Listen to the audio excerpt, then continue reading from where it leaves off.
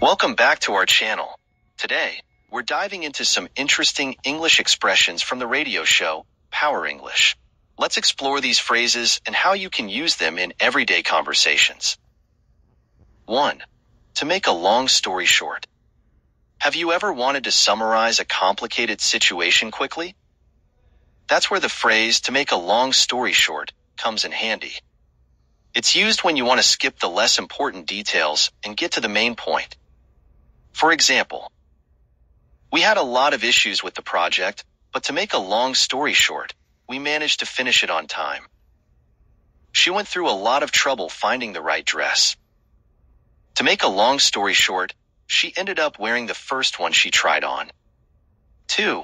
Have someone's best interests at heart. This phrase means genuinely caring about what's best for someone, even if they might not immediately realize it. Here are some examples. Even though his parents were strict, they always had his best interests at heart.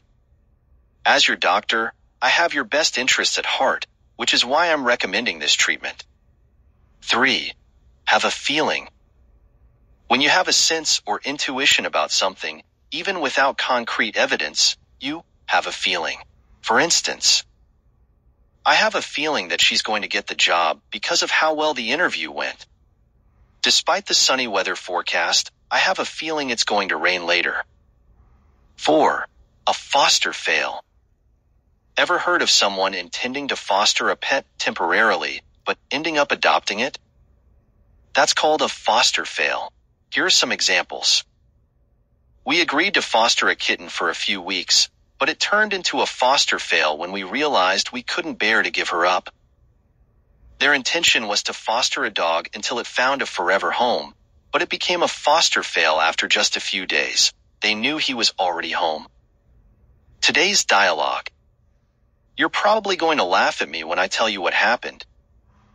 Let me guess, it was a foster fail. You decided to adopt Brian permanently. To make a long story short, when the shelter called and said they had someone interested in Brian, I started crying. I couldn't give him up. It's obvious you have his best interests at heart. There's nothing to be ashamed of. My friend Maggie said she had a feeling that would happen. Well, I am excited to meet Brian. Maybe I can bring Harley with me. Thanks for watching. Don't forget to like, subscribe, and comment below with your favorite expressions from today's episode. Stay tuned for more language tips and conversations.